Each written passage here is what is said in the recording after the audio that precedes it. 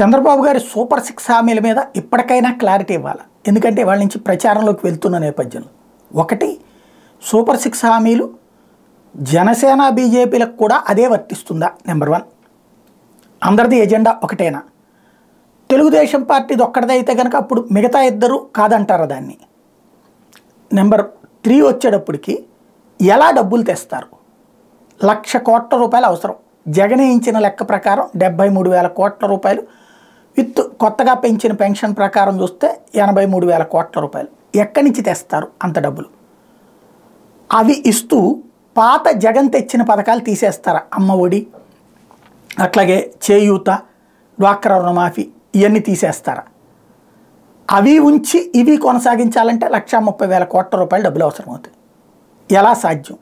సంపద సృష్టిస్తాను, నాకు చేతచ్చని మీకు తెలుసు కదా, మీ తమ్ముళ్ళు అనద్దు.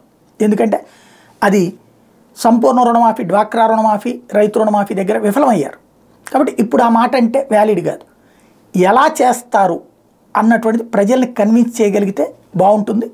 అప్పుడు చెప్పేదాన్ని నమ్ముతారు. ఆ నమ్మదగినటువంటి విధంగా చెప్పే నేరేషన్ కోసం వెయిట్ చేస్తున్నారు ప్రజలు.